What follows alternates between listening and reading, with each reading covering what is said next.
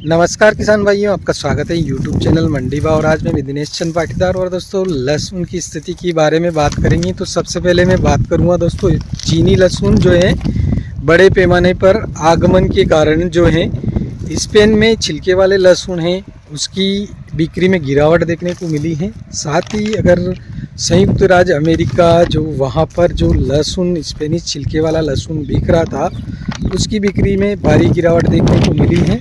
और मैक्सिको में गर्मी की लहरों ने ताज़ा लहसुन के उत्पादन पर असर डाला है और अधिक मात्रा में लहसुन उद्योग में चला गया है। इसके साथ ही मिस्र में लहसुन का जो मौसम है वो शुरू हो चुका है। उत्पादन की जो मात्रा है वो अधिक रहने की उम्मीद है।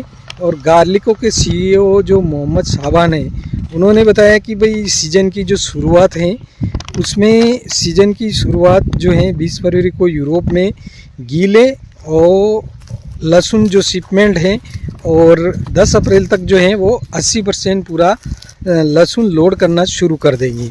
इसके साथ ही 25 अप्रैल तक वो 100% सूखा लहसुन है उसको लोड करना शुरू कर देंगे। इस साल मिस्र में खेती का रकबा दुगुना देखने को मिला है और लहसुन के लिए अनुकूल मौसम रहा है। कोई भी कोहरा व भारी बारिश नहीं हुई है जिसके कारण उत्पादन का जो आधा हिस्सा है वो बड़े आकार का देखने को मिल रहा है। इसके साथ ही स्पेन में सीमित मात्रा में माल आता है और कीमतें बहुत ज़्यादा हैं और मांग भी मजबूत देखने को स्पेन में मिल रही हैं। अगर दोस्तों इंडोनेशिया की बात करूं मैं तो इंडोनेशिया का जो लहसुन है दोस्तों उसकी कीमतें बढ़ी हुई हैं क्योंकि जो इंडोनेशिया में है आयात में देरी से वहाँ पर आपूर्ति में संकट पैदा हो गया है जिसके कारण इंडोनेशिया के लहसुन की प्राइस अभी वर्तमान समय में बढ़ा हुआ है। खाद्य सुरक्षा के समन्वय मंत्री जो जुल्किफल हसन हैं उन्होंने बताया कि आयात प्राप्तियों में देरी से जुड़ी लहसुन की बढ़ती कीमतों पर बात की है। व्यापार मंत्रालय ने 3 लाख टन बागवानी आयात को मंजूरी भी दे दी है इंडोनेशिया में।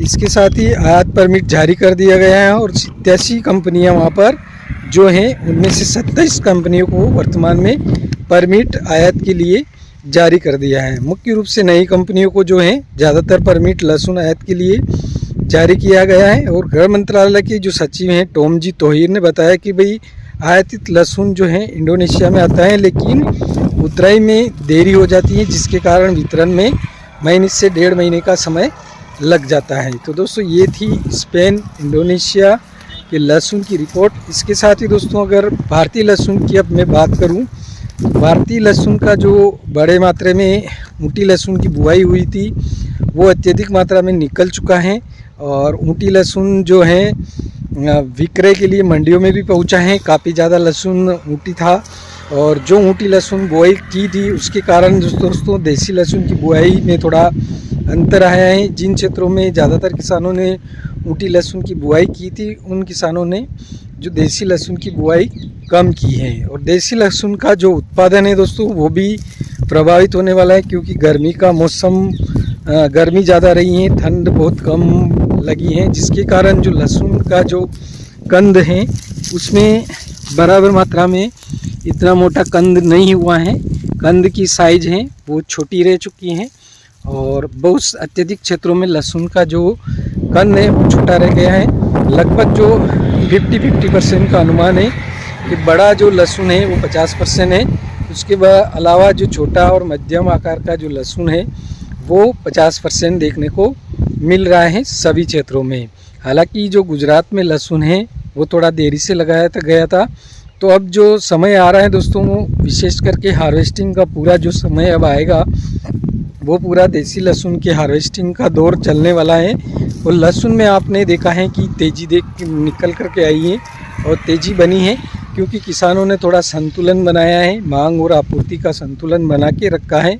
और अब धीरे धीरे जो लहसुन है दोस्तों वो पूरी तरह से सूखा हुआ लहसुन आने लग गया है और सूखे हुए लहसुन को अब एक्सपोर्ट किया जाएगा।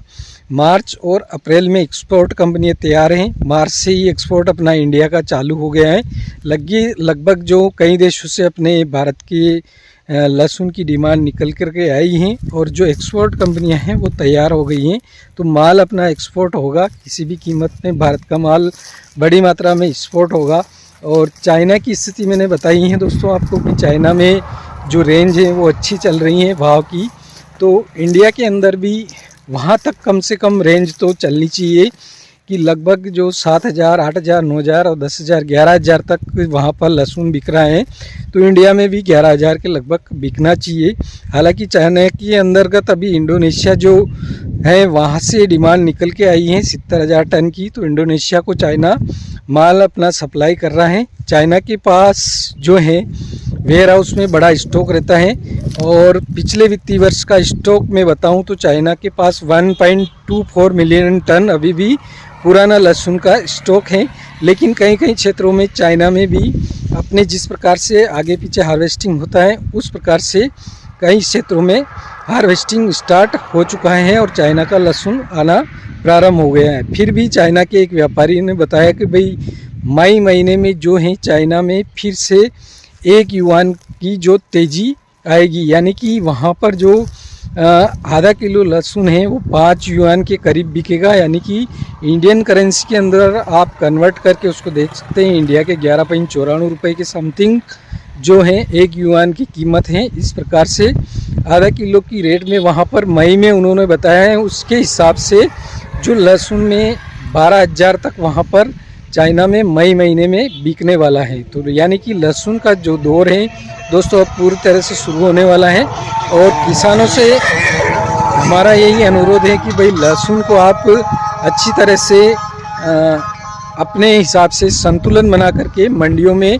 बेचते रहें, रोक के बेचते रहें। आपके अगर लागत मूल्य भी नहीं निकल रहा है, जितना खर्चा आपने लहसुन में किया है उतना खर्चा भी अगर नहीं निकलता है तो उस लहसुन को नहीं बेचें, क्योंकि दोस्तों आपका लहसुन जो है स्टोर करने वालों द्वारा ख़रीदा जाता है और बड़ी मात्रा में स्टॉक करने वाले सक्रिय हैं और स्टॉक करने वाले चाहते हैं कि 1,000 से लगा करके 5,000 के बीच में लहसुन का भाव आ जाए।